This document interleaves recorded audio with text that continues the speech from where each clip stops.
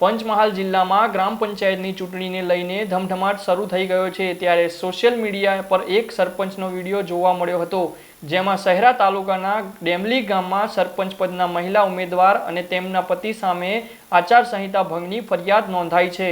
જ્યારે અરજદાર રમેશભાઈ ડામોરે વિડીયો બતાવતા સરપંચ પદના ઉમેદવાર રાજેશભાઈ ઉર્ફે લાલાભાઈ ભરવાડે કોઈપણ પ્રકારની મંજૂરી લીધા વગર સભા યોજી મતદારોને લાલચ આપતા હોય તેવો વિડીયો વાયરલ થયો હતો।